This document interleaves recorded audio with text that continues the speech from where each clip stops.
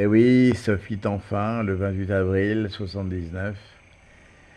Je ne savais pas qu'elle avait tout fait pour se faire inviter à cette boum, comme on disait à l'époque, pour pouvoir me rencontrer, car elle m'avait remarqué.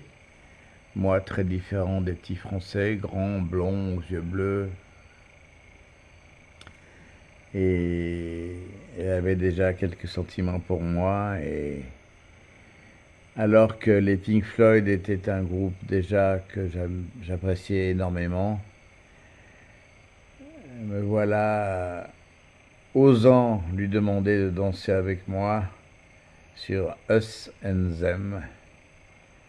Et voilà, ce qui devait arriver arrive. Nous nous embrassons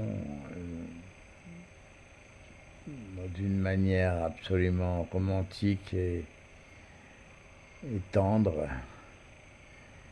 Et voilà mon grand amour qui commence avec Sophie jusqu'à ce fameux 4 juin où,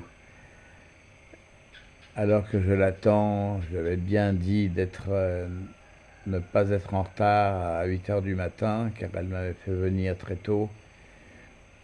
Et bien sûr, elle est en retard et je la croise dans la rue avec une copine rigolant. Et là, je ne peux m'empêcher de la gifler, ce qui mit un terme à notre amour.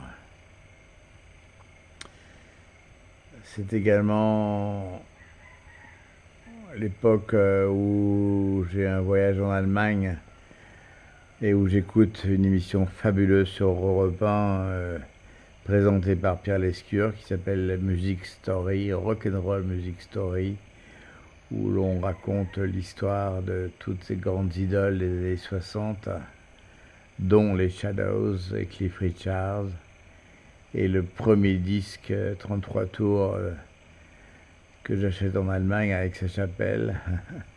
On en reparlera avec sa chapelle. Ce fut ce fabuleux album de Cliff Richard. Voilà, et fabuleux voyage, c'était en 77, un petit peu avant, où je découvre la vallée de la Moselle. Très beau voyage à 15 ans, loin de mes parents. Et beaux souvenirs en Allemagne, qui est un petit peu mon pays d'origine, puisque mon arrière-grand-père était issu de ce pays, Aix-la-Chapelle en l'occurrence.